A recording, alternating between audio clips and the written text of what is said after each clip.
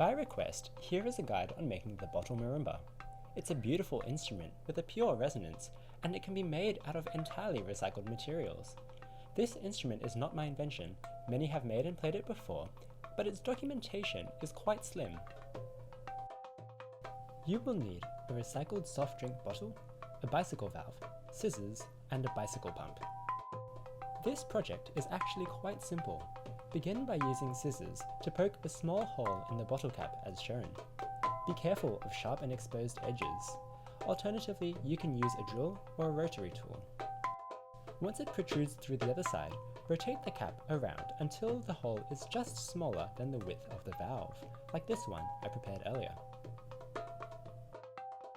The bicycle valves I'm using are TR414 coded valves found online. I've put a link to the product below. However, you can reuse an old bicycle inner tube by cutting the valve out of it instead. Now push the valve through the hole until it is nice and tight, as it needs to be airtight under high pressure. For a tighter seal, you may consider deburring the edge and adding some glue, although I found that a push fit worked just fine for me. That's all the hard work done for this project. Screw the cap onto the bottle and you're ready to tune it. Try a range of bottles to see what works best for your sound. I tried a whole range and found that Coca-Cola bottles, regardless of their size, were the most resonant. To make beaters, I knotted yarn around a couple of pencils, but any short and light stick will do, like chopsticks. To tune the bottles, connect them to the bicycle pump and gradually inflate them. The higher pressure will quicken the vibrations of the bottle, raising the pitch. Be careful not to over-inflate the bottles, as they will explode in a dangerous manner. For these Coke bottles, I found the best place to strike them was in the curved area near the base.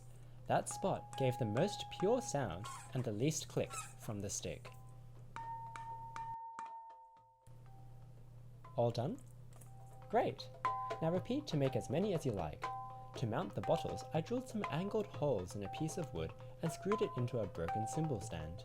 My friends Josh and Kat of Kaboom Percussion made a massive version of this instrument and mounted theirs using long brass rods, rubber bands around the bottle tops, and guitar stands to hold the lot together. Thanks Kaboom Percussion for amplifying the interest in this great project. Links to their videos below.